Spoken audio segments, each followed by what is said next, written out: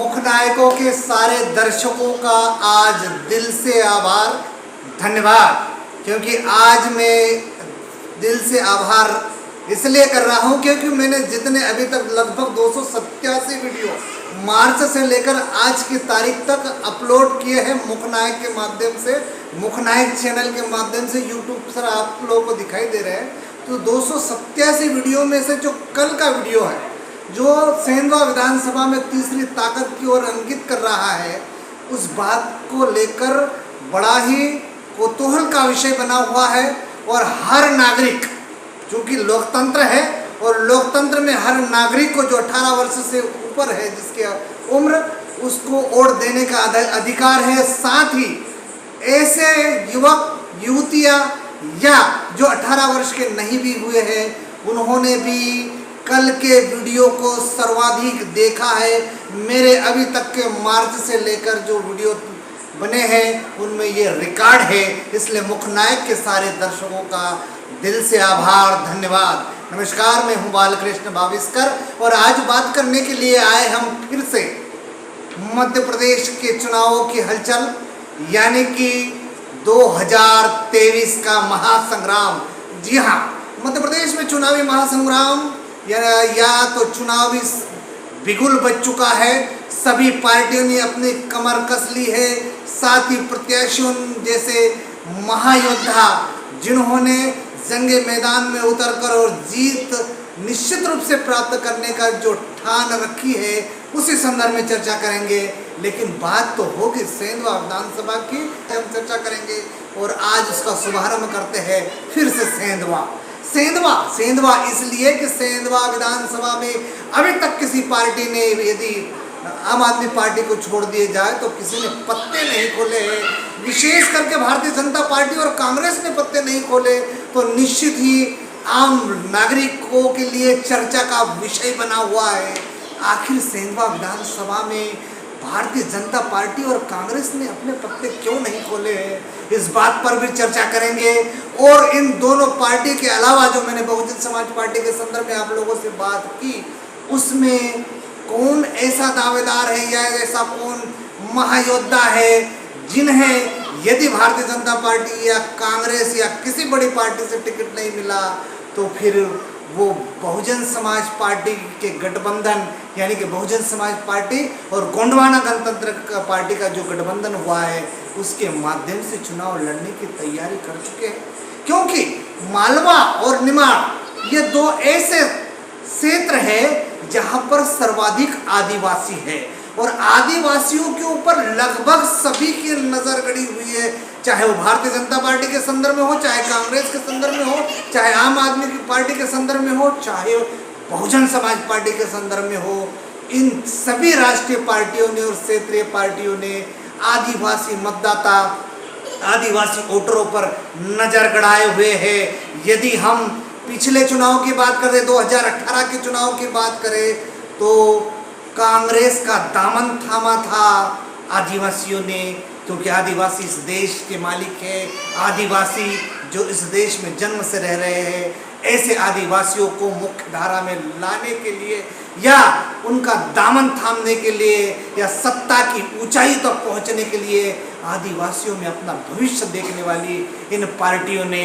क्या क्या कदम उठाए हैं, उस संदर्भ में चर्चा करेंगे। लेकिन 2018 के संदर्भ में यदि निमाड़ मालवा के क्षेत्र में हम लोग चर्चा करें तो आदिवासियों का जो वोट था वो कांग्रेस पार्टी की ओर गया था। तो क्या इस बार भी कांग्रेस पार्टी भी ये अपेक्षा लगाए बैठी है कि जो मालवा निमाड़ के वोटर है, विशेष करके आदिवासी भाई,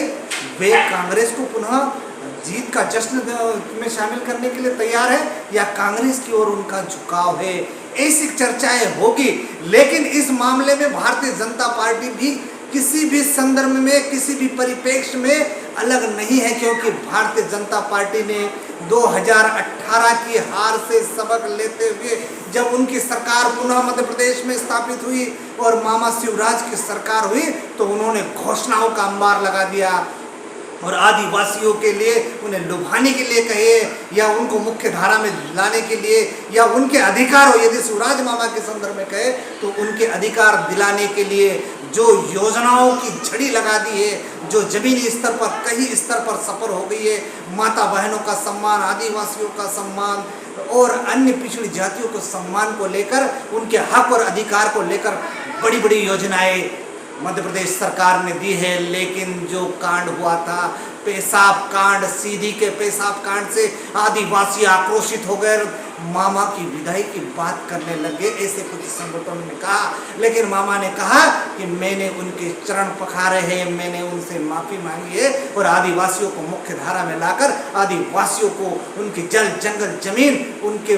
पुराने समय से जो न्याय प्रथा चल रही है, जो पैसा कानून है, उसमें हक और अधिकार देने का काम मामा शिवराज सिंह चौहान ने किया है। इसलिए मामा शिवराज सिंह चौहान भी इस बार ये कह रहे हैं कि हमें 2018 की हार का बदला लेना है और 2018 में जो उनसे कुछ गलतियां हो गई थी उनको 100% सुधारने का काम शिवराज सरकार ने किया है। यद्यपि इसमें क्या सुधार होगा, क्या नहीं हुआ, कितना प्रतिशत आदिवासियों पर इसका प्रभाव पड़ा है, ये तो आने वाला चुनाव ही बताएगा। क्योंकि मध्य प्रदेश में आचार संहिता लागू हो चुकी है, लेकिन आचार संहिता लागू होने के बाद भी भारतीय जनता पार्टी और कांग्रेस पार्टी ने अपने पत्ते नहीं खोले हैं। और तीसरी पार्टी जो गोंडवाना गणतंत्र और बहुजन समाज पार्टी का जो टाइप हुआ है, जो गठबंधन हुआ है, उस गठबंधन में भारतीय जनता पार्टी और कांग्रेस को टक्कर देने के लिए इन दोनों पार्टियों ने आदिवासी पैतरा फेंका है और उन्होंने यह अपेक्षा जताई है, उन्होंने कहा है कि गोंडवाना गणतंत्र जो विशेष करके आदिवासियों के हक और लड़ाई के लिए हमेशा तत्पर रहता है, उनके अधिकारों के लिए तत्पर रहता है, इसलिए गोंडवाना पार्टी ने बहुजन समाज पार्टी से या बहुजन समाज पार्टी ने गोंडवाना पार्टी से जो गठबंधन किया है, तो क्या इससे भारतीय जनता पार्टी और कांग्रेस का गणित तो नहीं बिगड़ेगा। अब बात करते हैं सेंधवा विधानसभा की। तो सेंधवा विधानसभा के संदर्भ में हम बात ये करना चाहते हैं कि जो भी मैं कद्दावर नेताओं की बात कर रहा हूँ, विशेष करके युवा नेताओं की, वे कहते हैं कि हम जंगे मैदान में उतरेंगे, हम चुनाव का जब बिगुल बज ही चुका है तो हम मैदान में उतरेंगे तो निश्चित रूप से जीतने के लिए उतरेंगे, क्योंकि हारना कभी उन्होंने सीखा ही नहीं है। इसलिए चाहे वो कांग्रेस के और दावेदारी, कांग्रेस में उन्होंने दावेदारी करी हो या भारतीय जनता पार्टी में दावेदारी करी है, यदि इन दोनों पार्टियों ने पुराने चेहरे कांग्रेस और भारतीय जनता पार्टी में जो सेंधवा विधानसभा के पुराने चेहरों को यदि अहमियतता दी, यदि उन्हें टिकट दिया, तो फिर ये जो युवा है जिन्होंने कहा है कि हम केवल जीतने के लिए आए हैं, तो निश्चित रूप से मैदान में होंगे और उनका चेहरा यानी श्राद्ध पक्ष के तुरंत बाद आप लोगों के सामने मुख नायक लाएगा। और सबसे बड़ी बात, सेंधवा विधानसभा से महिला प्रत्याशी भी हो सकती है जंगे मैदान में। तो अब पता चलेगा कि वो महिला प्रत्याशी कौन है, वो युवा चेहरा कौन है। निश्चित इस बात का खुलासा होगा। नमस्कार।